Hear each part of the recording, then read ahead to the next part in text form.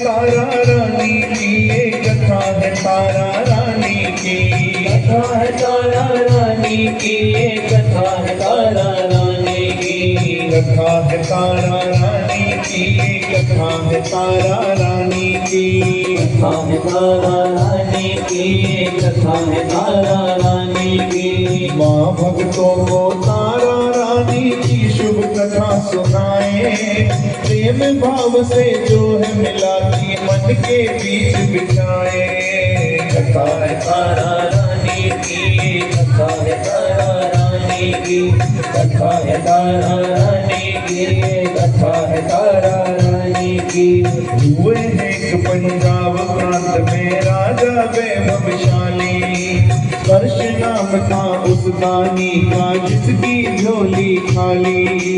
क्यों मेरे संतान नहीं है दुखी ही मन में रहता, तू ही दूर करेगी चिंता माँ से ही सब कहता, माँ से ही सब कहता, माँ से ही सब कहता। नवरात्रों में ज्योति जगा कर निश्चय अपना करके, मूर्ति माँ की देख रहा था प्रेम में आंसू भर गए। पुष्पों की माला से थोड़े फूल जमी पर गिर गए, राजा ने नेत्रों से लगाया जीवन के दिन फिर गए, जीवन के दिन फिर गए, जीवन के दिन फिर गए। अरे एक बरस के बाद में आई शरद की पूर्णमासी, एक बरस के बाद में आई शरद की पूर्णमासी। तारों भरी छाँव में छट गई मन की सभी उदासी। कथा है तारा रानी की, कथा है तारा रानी की, कथा है तारा रानी की, कथा है तारा रानी की। आइए कथा शुरू करते हैं। पंजाब प्रांत में एक राजा थे स्पर्श। जैसे कि बताया, माता रानी ने जो लोग बातें कर रहे हैं, जो लोग बातें कर रहे हैं 500 की, ठीक है, ध्यान से सुने। पंजाब प्रांत में एक राजा स्पर्श थे। माता ने उनका राज्य बहुत धन धान से संपूर्ण किया। किसी भी चीज की प्रजा को कोई कमी नहीं थी, ना उनके यहाँ कोई कमी। बस एक कमी थी तो क्या, राजा को माता ने कोई संतान नहीं दी। राजा एक बार नवरात्रों में जोत जलाकर माँ के सामने बैठे, बोले माँ सब कुछ दिया है, मुझे एक संतान भी दे दो, चाहे बेटा चाहे बेटी। अचानक से माँ की मूर्ति से फूल गिरता है, राजा अपने नेत्रों से लगाते हैं। वरदान स्वरूप 1 साल के बाद उनके घर में एक छोटी सी कन्या का जन्म होता है। कहते हैं बेटे मिलते हैं नसीब से और बेटियां मिलती हैं खुश नसीबी से। हाँ, तो राजा को एक बेटी हुई। और जैसा कि हम सब जानते हैं कि जब हमारे घर में कोई बेटा या बेटी होती है तो हम पंडित जी के पास जाते हैं, पंडित जी इसकी कुंडली बनाओ, इसका भविष्य देखो, ये कैसा है या कैसी है। राजा ने भी ऐसे ही किया, पंडित जी के पास गए, कुंडली बनवाई। पंडित जी ने जब कुंडली बनाई बोले अरे वाह राजा, तुम्हारी ये बच्ची तो बहुत भाग्यशाली है, ये तो माता की संतनी है, बड़ी भक्तन है, और जिस घर में जाएगी वहाँ अन्न धन दान से संपूर्ण कर देगी, कोई कमी कभी नहीं रहेगी। राजा बड़े खुश होते हैं। नामकरण संस्कार होता है और बच्ची का नाम रखा जाता है तारा। क्या रखा जाता है? तारा। बोलो तारा रानी की जय। धीरे धीरे 1 साल बीतती है, माता की फिर से असीम कृपा होती है राजा पे। राजा के यहाँ एक और कन्या का जन्म होता है। अब राजा फिर वही चीज दोहराते हैं, उस कन्या को भी पंडित जी के पास लेकर जाते हैं कि इसकी कुंडली बनाएं, इसके बारे में बताएं। जैसे ही पंडित जी उसकी कुंडली देखते हैं, कहते हैं अरे राजन, ये तो तुम्हारे राज के लिए शापित है। बोले मतलब इसको शाप मिला हुआ है, अगर ये आपके राज्य में रही तो आपका पूरा घर, आपका पूरा राज्य, आपकी प्रजा सब बर्बाद हो जाएंगे, यहाँ सब कंगाल हो जाएगा, इसको आपको अपने घर नहीं रखना है।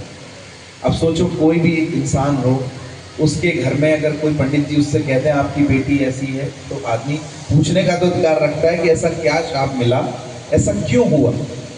लेकिन चलो, उसका नामकरण संस्कार पहले किया गया और उसका नाम रखा गया रुक्मण। क्या रखा गया? बोलो रुक्मण रानी की जय। अब कथा सुना रहे हैं जो पंडित जी हैं, उन्होंने चूंकि त्रिकालदर्शी रहे, उन्होंने देखा कि क्यों ये शापित है, तो वो राजा को बता रहे हैं। सुनिएगा ध्यान से। शाप मिले हैं तो जन्मों से पूरी कथा बताएं, बात हमारी पूरी सुनकर नदियां नीर बहाएं। एक बार ये दोनों जननी इंद्र के घर जाई, बनी अप्सरा नाचे झूमे सबके मन को भाई, सबके मन को भाई, सबके मन को भाई। नाच नाच के हारी एक दिन मन ने सोच दौड़ाई, घूम के आए मृत्यु लोक में सुध बुध सब बिसराई। दादा गिट गिट रुन झुन नाच कूद सब छोड़ा, ऊपर से नीचे को आई स्वर्ग से नाता तोड़ा, स्वर्ग से नाता तोड़ा, स्वर्ग से नाता तोड़ा। अब कथा शुरू होती है। ये दो बहनें होती हैं जो स्वर्ग में नृत्य किया करती हैं। अब दोनों बहनों में एक दिन ऐसा अचानक से उनके अंदर एक बात हुई कि चलो आज ऐसा करते हैं, आज मृत्यु लोक में चलते हैं। मृत्यु लोक समझते हैं ना, हमारा वाला जिसमें हम लोग रहते हैं। आज मृत्यु लोक में चलते हैं। और दोनों जिस दिन मृत्यु लोक में आई, उस दिन इत्तेफाक से वो दिन था पावन एकादशी का। क्या था? हिंदू धर्म में अगर कोई व्रत होता है सबसे बड़ा, तो वो है एकादशी का। अब दोनों बहनों ने सोचा आज एकादशी है तो क्यों ना भगवान नारायण की सेवा करें। सुबह से शाम तक दोनों बहनें व्रत रखती हैं, और व्रत रखने के बाद भगवान का जाप करती हैं। कृष्णा भगवान का जाप करती हैं और कहती हैं क्या? नारायण नारायण नारायण, बोलो नारायण नारायण नारायण, श्रीमद नारायण नारायण नारायण, श्रीमद नारायण नारायण नारायण, भजमन नारायण नारायण नारायण, भजमन नारायण नारायण नारायण। सुबह से शाम तक दोनों बहनें नारायण नाम का कीर्तन करती हैं। शाम को जब व्रत खोलने का समय आता है तो बड़ी बहन छोटी से कहती है, जाओ बहन कुछ फल लेकर आओ ताकि हम अपना व्रत खोल सकें। छोटी बहन जाती है जंगल में ढूंढते हुए, थोड़ा सा रिवर्ब कम करो। छोटी बहन जंगल में ढूंढते हुए जाती है, लेकिन आपने सुना होगा विनाश काले विपरीत बुद्धि, तो कुछ ऐसा ही छोटी बहन के साथ हो जाता है। वो फल देखने गई थी, लेकिन रास्ते में कुछ नीच योनि के लोग मांस खा रहे थे। उसको देख के मन ललचाने लगा। उसने देखा, उन्होंने पूछा क्या हुआ बेटा, भूख लगी है? बोली हाँ। मांस खाओगी? बोले हाँ खा लेंगे। और उसने एकादशी का दिन था, व्रत था, और ये भूल गई, मांस लिया और खा लिया। भरपेट मांस खाया और अपनी बहन के लिए फल लिए और पहुंच गई। बोली लो बहन व्रत खोलो। बहन बोली भाई मैं अकेले व्रत क्यों खोलूंगी, हम दोनों ने व्रत रखा है, दोनों खोलते। बोले नहीं मेरा पेट तो भरा हुआ। बोले तुमने क्या खा लिया? बोले एक जगह मांस बट रहा था, मुझे भूख लगी, मैंने मांस खा लिया। इतना सुनते ही बड़ी बहन क्रोध से एकदम लाल हो गई। बोली अरे पापनी, एक तो आज एकादशी का पावन दिन है, हमने भगवान विष्णु का व्रत रखा है, और तू बाहर से मांस खाई। तुझे नीच योनि के खाने में अगर इतना ही इंटरेस्ट है तो जा, मैं तुझे श्राप देती हूँ, आज के बाद अभी से इसी क्षण तेरा जन्म नीच योनि में हो जाएगा और तू नीच योनि को भटकेगी। उसे श्राप दे देती है। लेकिन वो तुरंत अपनी बहन से पैर पकड़ लेती है कि बहन मैं इतने साल तुम्हारे साथ रही हूँ, मेरी मुक्ति का उपाय तो बता दो। तो वो कहती है ठीक है, उपाय ये रहेगा, सिर्फ इतना तुम्हारे लिए कर देती हूँ कि तुम जिस भी योनि में जाओगी, किसी संत महात्मा, किसी अच्छे पर, मतलब जो पुरुष हैं, जो साधु संत हैं, उनकी संगत में रहोगी और माता की भक्ति करोगे और एक दिन तुम्हारा उद्धार हो जाएगा। उसी श्राप के कारण क्या हुआ, अगले जन्म में जो रुक्मण होती है वो बनती है छिपकली। क्या बनती है? अब चूंकि बहन ने ये भी कहा था तुम्हारा कल्याण होगा, तो वो छिपकली गुरु गोरखनाथ के आश्रम में रहती है। आराम से डेली सत्संग सुनती है, कीर्तन सुनती है, भजन सुनती है, वहीं खाती पीती है, और हर दिन इस बात का पश्चाताप करती है कि मैंने उस दिन मांस क्यों खाया था। ठीक है, उस योनि में कष्ट भोगती है, रहती है, सत्संग सुनती है और आराम से कीर्तन करते वहां रहती है। अब उसी आश्रम में, गुरु गोरखनाथ के आश्रम में कीर्तिमान नाम का एक साधु होता है जो हमेशा उल्टी सिद्धियां करता है। उसका मतलब था मैं उल्टी सिद्धि करूं और एक शक्ति अर्जित करूं, फिर लोगों का इससे काम करूं, मैं पैसा कमाऊंगा। तो एक दिन की बात है, कीर्तिमान साधु वहां बैठकर कीर्तन भजन करने के बाद ध्यान लगाकर बैठा था और ध्यान लगाते लगाते वो इस, समझ लो, ऐसी जगह चला गया कि बस 5 मिनट बाद उसकी सिद्धि पूरी होने वाली थी। और जैसे ही सिद्धि पूरी होती तो समझ लो वो दुनिया का कोई भी काम कर सकता था, फिर उसके लिए कुछ भी असंभव नहीं था। इतने में क्या हुआ, एक प्यासी गाय वहां पर आ गई। साधुओं के पास कमंडल होता है, उस कमंडल में पानी रखा था। गाय को प्यास लगी, गाय ने पानी पीने की कोशिश की और पानी निकला नहीं तो वो कमंडल गिर गया। कमंडल गिरा तो पानी फैल गया, पानी फैलते उसका ध्यान भंग हो गया, उसकी सिद्धि रुक गई। इतने में उसको बड़ा तेज गुस्सा आया कि मेरी सिद्धि होने वाली थी और इस गाय ने मेरा काम खराब कर दिया। गुस्से में क्या करता है, साधुओं के पास चिमटा होता था पहले, वो चिमटा उठाता है और गाय को इतना मारता है, इतना मारता है, इतना मारता है कि गाय के प्राण वहीं पे पखेरु हो जाते हैं। जैसे ही शिष्य लोग देखते हैं ये कांड हुआ, वो तुरंत गुरु जी को बताते हैं, गुरुदेव कीर्तिमान ने हमारे गाय जिसको हम माता मानते हैं उसको मार दिया है। गुरु जी गुस्से में आते हैं, बोलते तेरे जैसा पापी इंसान मेरा शिष्य कहलाने के लायक नहीं है, इस आश्रम से इसी वक्त तू बाहर निकल जा। कीर्तिमान को लगता है मेरी सबके सामने बेइज्जती कर दी और बोल के जाता है, गुरु जी चिंता मत करो, जितनी बेइज्जती करी इसका बदला भी पूरा पूरा निकालूंगा। कीर्तिमान वहां से चला जाता है। सारे साधु संत लोग आपस में डिस्कशन करते हैं कि भाई इस पाप की भरपाई कैसे की जाए। तो फिर नतीजा ये निकलता है कि एक भंडारा करते हैं, यज्ञ करते हैं, है ना, और अनुष्ठान करते हैं ताकि आश्रम पवित्र हो और गौ माता को उसका पुण्य सौंप देते हैं। कीर्तन भजन चलने लगे, अनुष्ठान चलने लगे, यज्ञ होने लगा। एक तरफ भंडारे की बन रही थी खीर। क्या बन रही थी? बड़े से भगोने में भंडारे की बन रही थी खीर। कीर्तिमान साधु ने क्या किया, एक बाज का रूप रखा और जंगल से एक सबसे जहरीला सांप मारा और उसको उठा के लाया और उस खीर के अंदर डाल दिया। क्यों? ताकि जितने लोग खीर खाएंगे सबके सब मर जाएंगे। जब सबके सब मर जाएंगे तो गुरुजी किस किस का अनुष्ठान करेंगे, बेइज्जती गुरुजी की हो जाएगी। उसने ऐसे करके करा दिया। आ जाइए लाने दीजिए। साइड में रखवा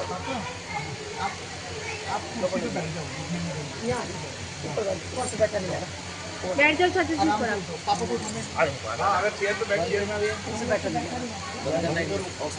चेयर यहीं रखवा दो ना, आगे रखवा दीजिए, आगे रखवा दो, आगे गनु चेयर आगे रख दीजिए, यहीं रखवा दो, यहीं रखवा दीजिए। जैसे आज मैं यहाँ कथा सुना रहा हूँ, यहाँ एक आध 2-3 लोग ऐसे जरूर होंगे, हर पंडाल में होते हैं, जो कथा में बैठे हुए भी कथा नहीं सुन रहे होते हैं।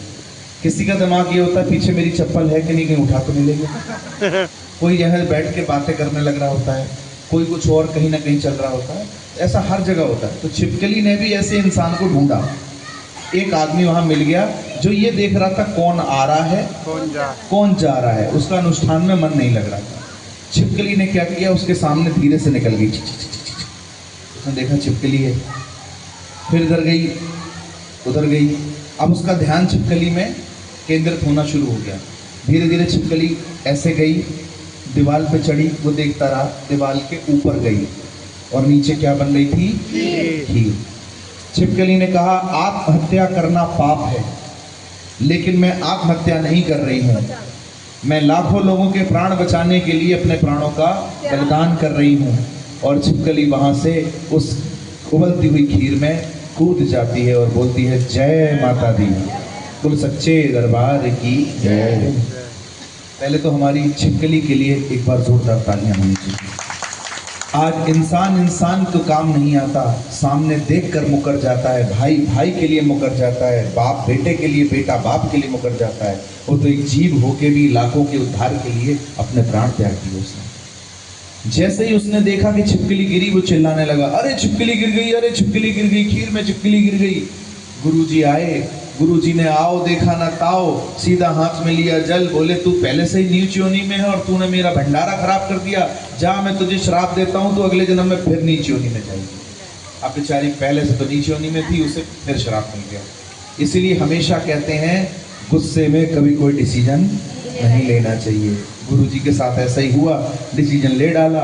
उन्होंने कहा अब क्या करें, अब ऐसा करो एक गड्ढा खोदो बड़ा सा और ये जहरीली खीर उसके अंदर डाल दो, मिट्टी डालो, देखते हैं अब क्या करना है। गड्ढा खोदा गया और खीर को उसमें पलटाया गया। सबसे पहले निकली छिपकली और जब पूरी खीर गिरी तो उसमें निकला सांप। जब निकला सांप, गुरुजी बोले ये क्या चक्कर है। तो पहले जमाने के लोग त्रिकालदर्शी होते थे, जो आंख बंद करके आगे पीछे का देख लेते थे। उन्होंने आंख बंद करी और ध्यान से देखा तो सारी पिक्चर उन्हें क्लियर हो गई। बोले अरे ये मेरे से क्या हो गया। गुस्से में हमेशा नुकसान होता है। इस छिपकली ने तो लोगों के प्राण बचाने के लिए बलिदान दिया है और मैंने इसे श्राप दे दिया। बोले बेटा तेरा श्राप तो मैं नहीं टाल सकता, लेकिन उन्होंने वरदान दिया कि जा तू अगले जन्म में इंसान की योनि में जाएगी और वहां शूद्र लोगों के घर में तेरा पालन पोषण होगा और वहीं से तेरा उद्धार आगे के लिए हमेशा के लिए हो जाएगा। बोलो सच्चे दरबार की जय। अब जो कथा चल रही थी, राजा को पता चल गया कि उनकी बेटी को श्राप क्यों मिला था। और अब पंडित जी ने कहा देखो भाई, उसी श्राप के कारण इसको यहाँ से जाना पड़ेगा। आप अपनी बेटी को यहाँ से जल में बहाकर विदा करो, ये जहाँ जाएगी अपने आप चली जाएगी। राजा बेचारे सोचते हैं मेरी बेटी का क्या होगा। तो राजा क्या करते हैं, एक बढ़िया सा संदूक तैयार करते हैं लकड़ी का, उसमें ऊपर हीरे जवाहरात मढ़वाते हैं, अंदर बेटी को लिटाते हैं। क्यों? ताकि जिसको ये संदूक मिलेगा मेरी बेटी का लालन पालन अच्छे से होता रहेगा। उसमें डालते हैं और आगे बहा देते हैं। बहते बहते बहते बहते आगे जब नदी में पहुंचती है बच्ची, वहां पर एक पंडित जी स्नान कर रहे होते हैं। स्नान करते करते पंडित जी की निगाह चमकते हीरों पे पड़ती है। बोले अरे ये तो हीरा बड़ा संदूक है।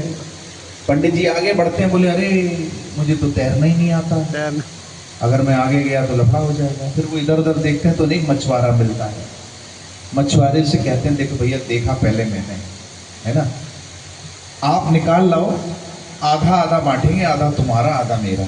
बोले ठीक है। मछुआरा जाता है, उस संदूक को निकाल कर ले आता है। पंडित जी से बात होती है, बताओ पंडित जी अंदर का आपका या बाहर का आपका। पंडित जी सोचते हैं अंदर का पता नहीं कितना है नहीं है, बाहर का तो दिख रहा है। पंडित जी कहते हैं बाहर का मेरा, अंदर जो भी हुआ वो तेरा। डील डन होती है और जैसे संदूक खुलता है उसमें छोटी सी कन्या अंगूठा चूसते हुए मिलती है। पंडित जी खुश हो जाते हैं, चलो मेरा काम हो गया, मुझे बेटी नहीं चाहिए थी। लेकिन इत्तेफाक से उस मछुआरे के घर में कोई बेटी या बेटा नहीं था। उसके लिए तो मानो कि जन्नत मिल गई हो। वो बड़ा खुश होता है, कहता पंडित जी ये हीरे जवाहरात आप ले जाओ, इस कन्या को मैं ले जाता हूँ। वो कन्या को लाता है और अपने घर में अपनी बीवी को देता है कि देखो माँ ने हमें सौगात दी है एक कन्या के रूप में। अभी तक की हिस्ट्री में ये सभी जानते हैं, एक महिला अपने बच्चे को दूध तभी पिला पाती है जब वो प्रेग्नेंट होने के बाद उसका बच्चा होता है, तभी उसके आंचल में दूध की धारा प्रवाहित होती है। उससे पहले कभी दूध की धारा नहीं गिर सकती। लेकिन माता ने उस दिन चमत्कार दिखाया, उस बच्ची को उसने जैसे ही गले से लगाया सहस्त्र दूध की धारा बह निकली। उसने दूध पान कराया, बच्ची का पेट भरा। बोलो सच्चे दरबार की। ये मेरी माता का दूसरा चमत्कार है। अब क्या होता है आगे, धीरे धीरे लालन पालन शुरू हो जाता है। उधर बड़ी बेटी उसका लालन पालन चल रहा है, इधर छोटी बेटी इसका लालन पालन चल रहा है। दोनों किशोरावस्था में पहुंचती हैं, बड़ी होती हैं, दोनों की कर दी जाती है शादी। पहली वाली जो बड़ी होती है उसकी राजा हरिश्चंद्र से शादी हो जाती है और वो एक राज्य में जाकर खुशी से रहती है। अच्छा किस्मत की बात देखो, दूसरी जो बहन है रुक्मण, वो भी उसी राज्य में उसी मोहल्ले में पास में पहुंच जाती है, लेकिन किसी हरिजनों के घर में उनकी शादी हो जाती है। कलवा नामक हरिजन से शादी होती है और वहां पहुंच जाती है। दोनों बहनें समझो पास में रह रही हैं। अब इत्तेफाक की बात, छोटी बहन रोज देखती कि बड़ी बहन के घर में कभी जागरण हो रहा है,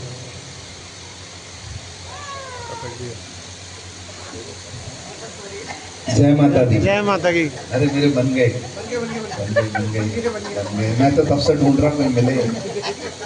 और छोटी बहन देखती थी ये सब, उसका बड़ा मन करता था कि मैं भी अपने घर में कुछ ऐसा कराऊं। एक दिन अचानक से उसने कोशिश की रानी तक पहुंचने की। रानी के पास पहुंची, बोली रानी मेरे कोई बेटा या बेटी नहीं है, क्या मेरे घर में बेटा बेटी अगर हो तो मैं भी ये कीर्तन करा सकती हूँ, जागरण करा सकती हूँ। अब ध्यान से सुनिएगा, कथा का बड़ा महत्वपूर्ण चरण आ गया। बच्चों को थोड़ा काबू रखें सब लोग, बड़ा महत्वपूर्ण चरण आ गया कथा का।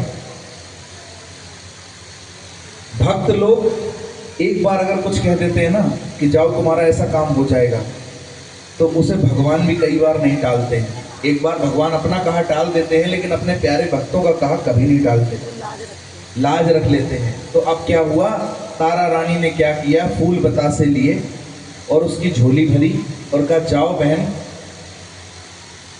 तुम्हारी गोद 1 साल के अंदर भर जाएगी, लेकिन जब तुम्हारी गोद भर जाए तुम काली माँ को मानती हो, काली माता का जागरण करवाना। बोली हाँ, अगर मेरे बेटा हुआ तो मैं काली माता का जागरण करवाऊंगी। 500 तुम पे भी अप्लाई है। तो मैं काली माता का जागरण करवाऊंगी। वो जाती है और माँ की अरदास लगती है, भक्त का कहा माता सुनती है, और 1 साल गुजरता है। रुक्मन के घर में एक बालक का जन्म होता है। बड़ी खुशियां होती हैं, उत्सव मनते हैं। धीरे धीरे उत्सव मनते मनते 1 साल हो जाता है और पहला बनता है हैप्पी बर्थडे टू यू, 1 साल का, बड़ा शान और शौकत से। लेकिन उसे याद नहीं आती कि मैंने माता का जागरण बोला था। दूसरी साल, तीसरी साल, 5 साल हो गए पर उसे याद नहीं आई। आपने कितने साल पहले बोला था जागरण? माँ मेरे पास कुछ भी नहीं था, खाने को रोटी भी नहीं नहीं, कितने साल पहले बोला थी। था? तो बहुत पहले बोला था मकान मिल नहीं, जाए। अंदाजा कितने साल पहले? 4 साल पहले। नहीं मैंने बोला नहीं नहीं, उन्हें सही, हाँ नहीं मैंने पहले बोला था माँ मकान देगी तो जागरण कराऊंगी। ठीक है। माँ ने वो शादी कराई पहले बच्चों की, मेरे को इतनी उम्मीद नहीं थी माँ मेरे बच्चों की शादी भी करेगी। कितने साल पहले कराया था बस ये बता दो। 10 साल। आप जागरण कितने साल बाद हो रहा बोल लेंगे? 15 साल। बोल लेंगे 15 साल बाद हो रहा। ठीक है। मेरे एक भैया हैं, मैंने कहते सब कुछ हैं, दे दिया। मेरे एक भैया कहते हैं मन्नत जितनी मांगनी हो मांग लो, मन्नत जितनी मांग ली हो मान लो। मिन्नत मांग सकते हो लेकिन मन्नत सोच समझ के मांगना। मिन्नत कर लो पर मन्नत सोच समझ के मांगना। अब आपको बताएं, लोग कह देते हैं मैं माता तुम्हारा जागरण करवाऊंगा, उसका काम तो हो जाता है, पर जागरण करते करते 5 साल, 10 साल, 15 साल, 20 साल गुजर जाते हैं। तो ये तो देखो गलत बात है ना। आपने बोला तो फिर आपको करना चाहिए। तो बिल्कुल ऐसा ही कुछ होता है। जब 5 साल हो गए, माता बैठे बैठे थक गई कि शायद मेरी बिटिया मेरा जागरण कराएगी, शायद मेरी बिटिया मेरा जागरण कराएगी। लेकिन जब बिटिया को याद नहीं आई तो माता ने कहा चलो लाओ थोड़ा सा हम याद दिला देते हैं। फिर वो याद थोड़ा दूसरे तरीके से दिलाते हैं। तब उन्होंने क्या किया, अचानक से उसके बेटे की हो गई तबीयत खराब। तबीयत खराब होते ही उसको उल्टियां होने लगी, और उल्टी होते ही उसकी उल्टी में से निकले पीले रंग के चावल। क्या निकले? दल बोलते हैं जिन्हें। जैसे उसने देखा उसका दिमाग घूम गया एकदम। तो बोली अरे मैंने माता का जागरण बोला था और 5 साल हो गए मैंने माता का जागरण नहीं करवाया। वो तुरंत क्या करती है, एक लाल कपड़ा लेती है, उस लाल कपड़े में एक मुट्ठी चावल रखती है, उस चावल को हल्दी से पीला करती गंगा जल डाल के, उसमें सुपारी रखती है, उसमें लौंग रखती है, उसमें दक्षिणा रखती है, मिठाई रखती है, उसकी एक पोटली बनाती है और भागकर सीधे किसके पास पहुंचती है? तारा रानी के पास। और तारा रानी से कहती है बहन मैंने जागरण बोला था मैंने नहीं कराया, ये मैं जागरण के दल लेकर आई हूँ, ये मैं तुम्हें दे रही हूँ, क्या तुम आने वाली शनिवार को मेरे घर आके माता का जागरण करोगी? तारा रानी उस दल को हाथ में लेती हैं, आंखों से चूमती हैं और कहती हैं जा वचन बहन मैं तुझे वचन देती हूँ, आने वाले शनिवार को मैं तेरे घर जागरण करने आऊँगी। उस दिन से ये प्रथा चालू हो गई, जो जागरण करवाता है वो ऐसे ही दल देता है। जो जागरण करता है वो ऐसे ही दल लेता है। मेरी माँ दोनों पक्षों का भार संभालती है, जिसने जागरण करवाया और जिसने जागरण किया, हम दोनों की लाज रखती है। और अब माता की कृपा से ये वो समय आ गया, आपने जिस भी मनोकामना से माँ का जागरण बोला था वो अब संपन्न हुआ। आप परिवार सहित एक बार आएं और माता को जागरण के दल अर्पित करें। अब माता से बोलना कि थैंक यू, तुम्हारा जागरण संपन्न हुआ, तुमने जागरण अच्छा। केसर से होकर चावल को कौड़ी 5 रखाई, लाल वस्त्र में बांध के तन को बेटा गोदी में लीना, श्रद्धा रख के घर से निकली, मन में सब कुछ दीना, मन में सब कुछ दीना, मन में सब कुछ दीना। तारा ने रुक्मण को देखा, महल से नीचे आई, बोली जागरण के दल ले लो, श्रद्धा से मेलाई। तारा ने दल रुक्मण से ले, बड़े प्यार से चूमे, आऊंगी मैं वचन दे रही, दासी अम्बे की मैं, दासी अम्बे की मैं, दासी अम्बे की मैं। अब क्या हुआ, वो दल लेकर गई, तारा ने स्वीकार किए कि मैं जागरण करने आऊंगी। अब दोनों बहनों में हो गई भाई जागरण करने वाला, जागरण कराने वाला। लेकिन ये सीन किसी ने देख ली, सुनैना नामक नाइन ने ये सीन देख ली कि अरे तुम तो रानी है, और रानी होकर एक शूद्र के घर जाके जागरण करेगी। वो तुरंत जाती है, राजा हरिश्चंद्र को बोलती है, राजा तुम्हारी पत्नी ने तो नाक कटा दी। बोले क्या? बोले तुम्हारी पत्नी ने ऐसे ऐसे सारी बात बता दी उन्होंने। बोले अच्छा? बोले हाँ, कल शनिवार है, कल रात में वो जाएगी।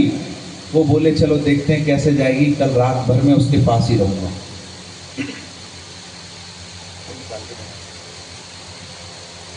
मैं रात भर उसके पास ही रहूंगा। अब अचानक से क्या होता है, शनिवार की रात का समय आता है, उधर रुक्मण पूरी तैयारी कर लेती है, जागरण की तैयारी हो जाती है और गेट पे खड़ी हो जाती है कि अभी मेरी बहन आ रही होगी जागरण।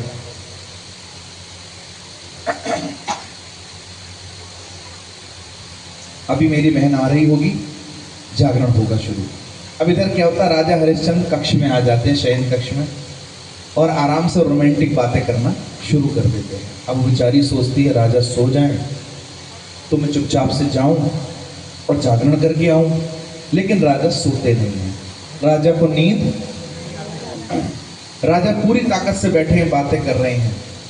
धीरे धीरे राजा को हल्की हल्की नींद आनी शुरू हुई। लेकिन जैसे ही राजा ने देखा मुझे नींद आ रही है, राजा ने क्या किया, अपनी उंगली थोड़ी तलवार से काट दी, हल्की सी। अब तो लग रही थी तो नींद कैसे आएगी, लेकिन प्रताप कुछ ऐसा रहा कि फिर नींद आने लगी। तो उन्होंने उसमें थोड़ा नमक और थोड़ी मिर्ची मिलाई, अब बहुत तेज लगी, लेकिन उसके बाद भी नींद हल्की हल्की आने लगी। बोले नहीं मैं सोऊंगा नहीं, मैं सोऊंगा नहीं। देखे मैं सोऊंगा नहीं तो ये जाएगी कैसे।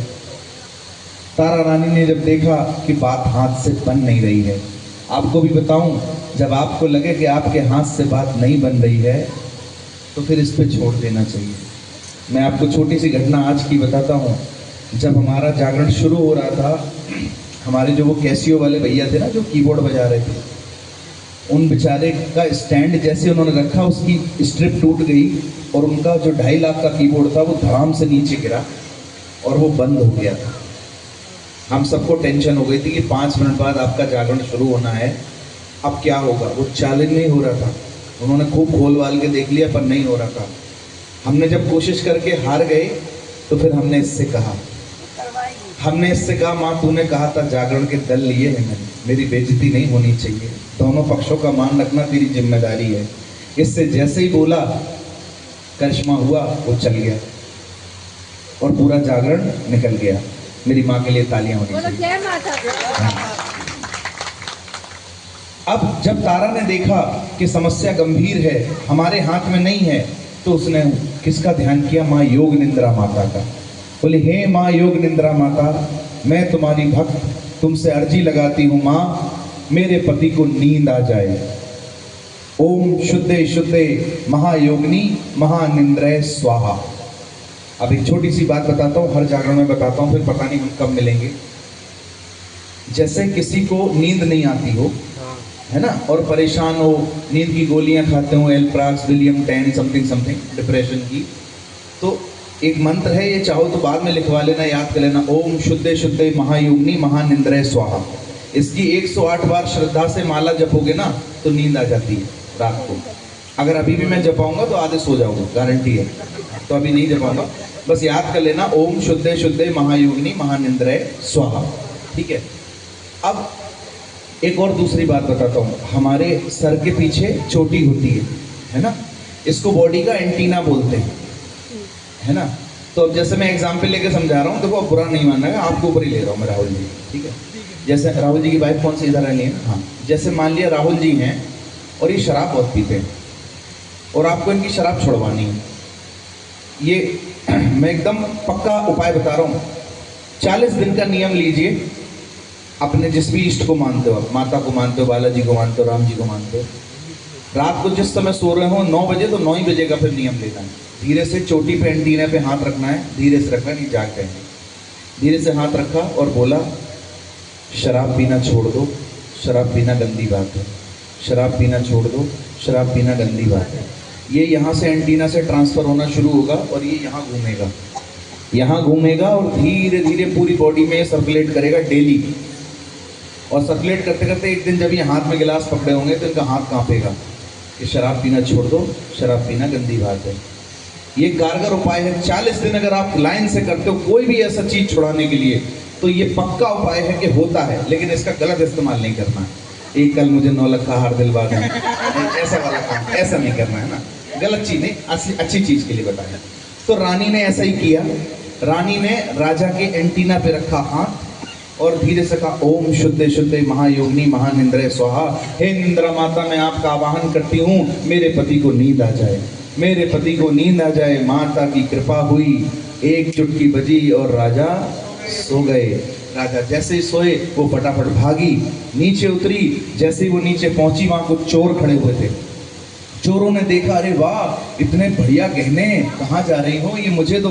बोले बेटा तुम्हें जो लेना हो लो, मुझे मेरी बहन के यहाँ जागरण करने जाना है। अपने सारे आभूषण उतारती हैं और चोरों को देती हैं और वहाँ से भाग जाती हैं। उधर दोनों बहनें गले मिलती हैं और वो अंदर घर में प्रवेश करती हैं और माता का जागरण शुरू हो जाता है। आइए माता का जागरण शुरू हुआ, थोड़ी देर जय माता दी का जाप करते हैं।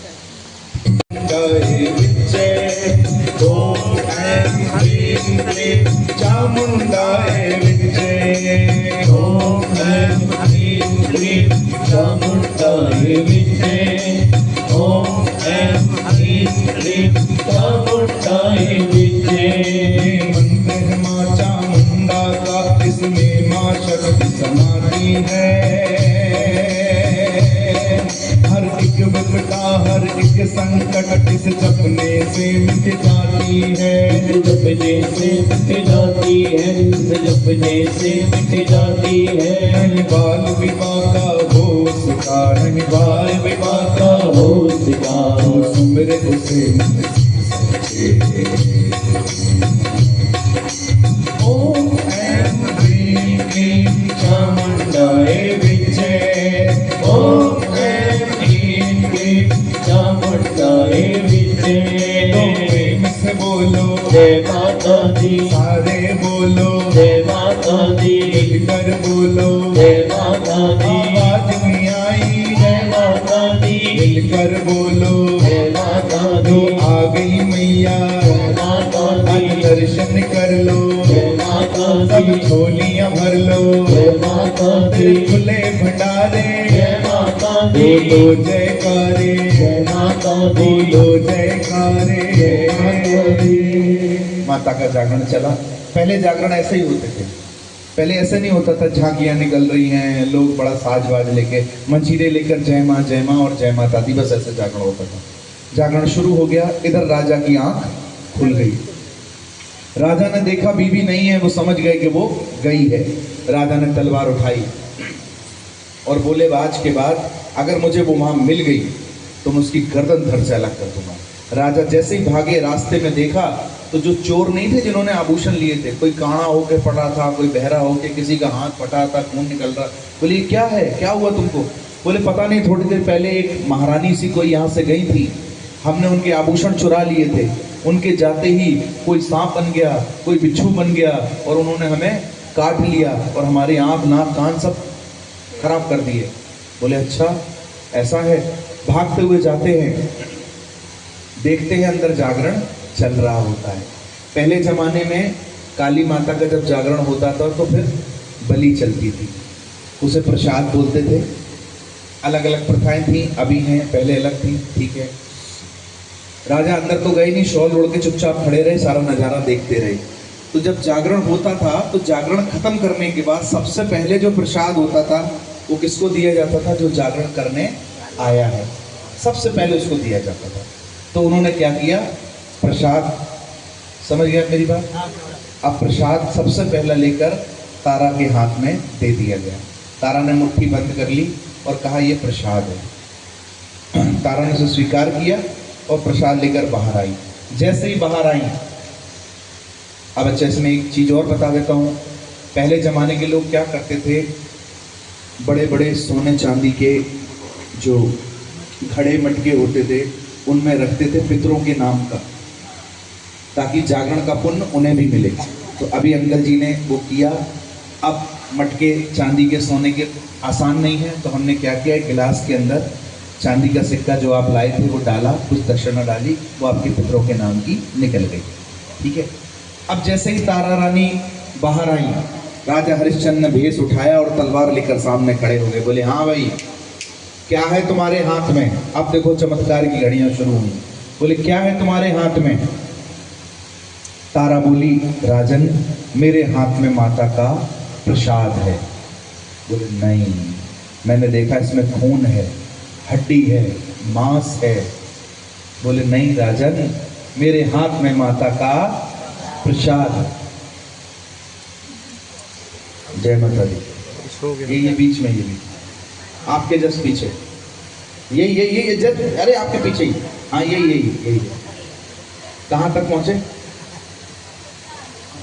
प्रसाद तो बढ़ गया। प्रसाद खा लिया, बासमती नमक पारे खा लिए। क्या कह रही? थोड़ा कस के बोलो, मुझे पता चले जब सही सुन रहे हो। बस नहीं, प्रसाद तो समझ में आ रहा थोड़ा। मतलब अभी गई तो नहीं थी ना, नहीं जाने वाली थी आप, लक्षण पूरे दिख रहे थे, कोई बात नहीं, बचा के रखे 5 मिनट और बस, ठीक है। अब क्या होता है, वो कहते हैं मेरे हाथ में माता का प्रसाद है। कहते हैं दिखाओ। अब होता है चमत्कार। तारा रानी कहती भगवती, मैंने ये जो हाथ में लिया है तेरा प्रसाद समझ कर लिया है, और दुनिया को मैं कह रही हूँ मेरे हाथ में तेरा प्रसाद है। माता में इस हाथ को खोल रही हूँ, बोलो सच्चे दरबार की जय। और ऐसा कह के वो खोल देती है, और क्या होता है सुनिएगा। लहू बन गया केसर, देखो हड्डियां बनी मखाने, गिरी छुआरे गेंदा चमके, सब कुछ बदले माने। काली मदिरा दूध हो गई, चंबे हार के चावल, मीठापन हो गया सभी में, भर गया सुख से आंचल, भर गया सुख से आंचल, भर गया सुख से आंचल। राजा चकित हुआ जब देखा, पर विश्वास न आया, माँ की शक्ति देखूं मैं भी, राजा जगन रचाया। रानी पे तलवार उठा के बोला तुझको मारूं, बहुत समय से भटक रही हो, एक बार में तारूं, एक बार में तारूं, एक बार में तारूं। समझ में आया? जो हाथ में था, जैसे ही हाथ खोला वो ड्राई फ्रूट्स में बदल गया। तो अभी माता का इन्होंने प्रसाद लगा दिया। उस दिन से जागरण में माता का ड्राई फ्रूट्स का प्रसाद बंटने लगा। तो अभी जब आप प्रसाद यहाँ से लेंगे जो आरती के बाद, तो फल का प्रसाद भी लेंगे और ड्राई फ्रूट्स का थोड़ा प्रसाद जरूर सब लोग लेंगे, यहाँ पे रखा मिलेगा आपको। चमत्कार देखकर राजा का दिमाग और खराब हो गया। बोले मैंने अभी देखा था, ये कैसे हो गया? राजा गुस्से में आ गया और राजा कहने लगा, अरे बहुत हो गया तुम्हारा नाटक, मैं तुम्हारी माता की शक्ति को देखना चाहता हूँ। रानी भी तंग आ गई। जैसे कहते हैं ना, रोज रोज कोई किसी को कोसता रहे कि मैं तुझे मारूंगी मैं तुझे मारूंगी, तो एक दिन औरत कहने लगती है लो तुम मार लो आज, मैं भी देखूं कितना मारोगे तुम्हारे। होता है ना, तो ऐसे ही हो गया कि तुमने बहुत दिनों से मैं तुम्हारी सुन रही हूँ, तुम्हें मेरी माता की शक्ति देखनी है ना, मैं दिखाती हूँ तुम्हें। वो कहती है राजन ये बताओ इस दुनिया में सबसे ज्यादा किससे प्यार करते हो, 2 चीजों के नाम बताओ। राजा कहते हैं मैं सबसे ज्यादा अपने घोड़े से प्यार करता हूँ और सबसे ज्यादा अपने बेटे से प्यार करता हूँ। बोले ऐसा करो अपने बेटे का सर काट के लाओ और घोड़े का सर काट के लाओ। राजा के सर पे वैसे ही काल मंडरा रहा था। राजा ने कुछ नहीं सोचा, तुरंत गए, तलवार उठाई, एक मारा घोड़े का सर अलग, एक मारा बेटे का सर अलग। ले आए, लो ले आया रानी, बताओ क्या करोगी। बोले करोगी क्या, मैं तुम्हारे बेटे और तुम्हारे घोड़े को माँ की शक्ति से जिंदा करा के दिखाऊंगी। जो असंभव से असंभव काम है, कटा हुआ सर कभी दोबारा नहीं जुड़ता। बोले अच्छा क्या करोगी। उन्होंने एक पतीला मंगाया, उस पतीले में थोड़ा पानी डाला और पानी में दोनों सर डाल दिए और नीचे लकड़ियां लगाई कि मैं इसमें आग जलाऊं। राजा ने क्या किया, उस लकड़ी में पानी डाल दिया।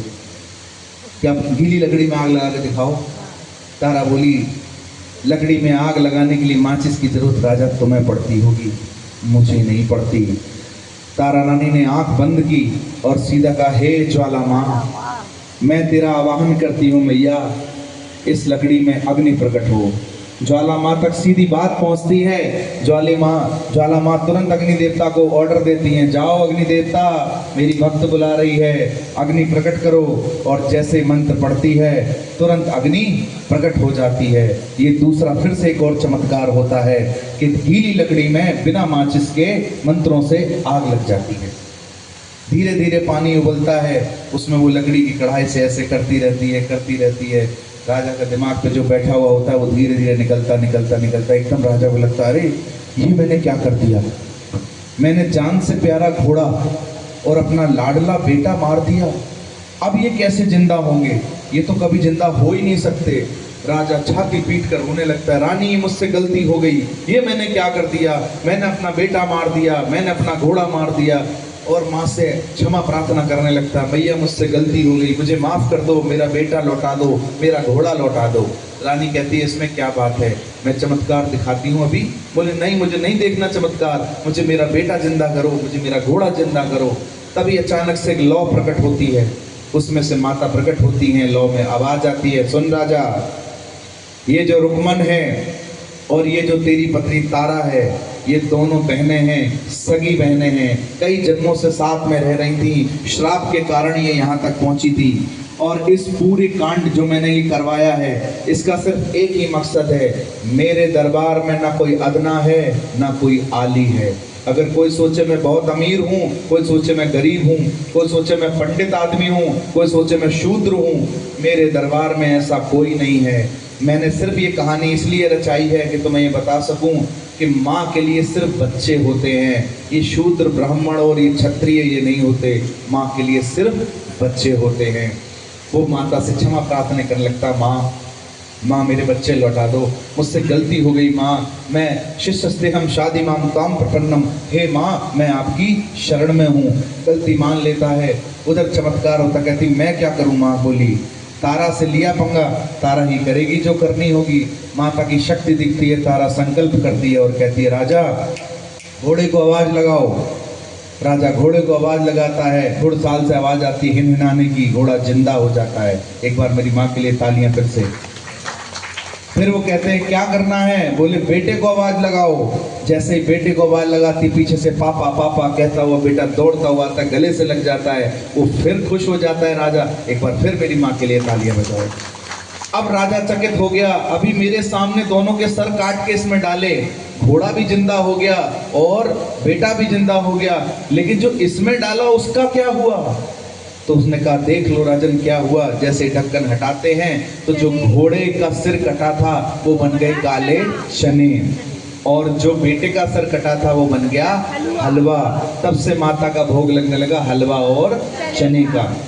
आपकी तरफ से ये 10 दोने यहाँ आ गए हैं, 9 कन्याओं के हैं, 1 लांगूर महाराज का है। अब आप जागरण के बाद, आरती के बाद अगर यहाँ कन्याएं मौजूद हैं तो आप 9 कन्या को बिठाकर ये दोने देंगे, उस पर कुछ दक्षिणा रखेंगे, उनके पैर छूएंगे। अगर मौजूद नहीं हो तो इस पर दक्षिणा रख के अलग रख देना और बाद में उन्हें दे देना। 9 कन्या, एक अभी आरती के बाद 9 कन्या और एक लांगोर मगर, याद से। और ऐसा होता है, सभी लोग तालियां बजाते हैं, कहते हैं अरे वाह माँ का चमत्कार हो गया। राजा को वैराग हो जाता है, राजा समझ जाता है झूठी माया है, और क्या होता है सुनिएगा। मांस बनते देखा हलवा ऐसी बदली काया, घोड़े मांस के चने बन गए राजा शीश झुकाया। तारा रुक्मण ने भी देखी माँ की अद्भुत माया, माँ की अद्भुत माया, माँ की अद्भुत माया। भोग लगा कर मात जोत का कीना कन्या पूजन, एक लौकड़ा वीर जमाया कर लंगर के दर्शन। राजा को वैराग हो गया साधु कपड़े पहने, नाम की माला राजा ने डाली त्याग दिए सब गहने, त्याग दिए सब गहने, त्याग दिए सब गहने। हर 2 बहनों की अमर कहानी राजा के मन भाए, 2 बहनों की अमर कहानी राजा के मन भाए। ऊंच नीच का भेद मिटाए माँ का पंथ बताए। कथा है तारा रानी की, कथा है तारा रानी की, कथा है तारा रानी की, कथा है तारा रानी की। माँ भक्तों को तारा रानी की शुभ कथा सुनाई, प्रेम भाव से जो है मिलाती मन के बीच बिठाई।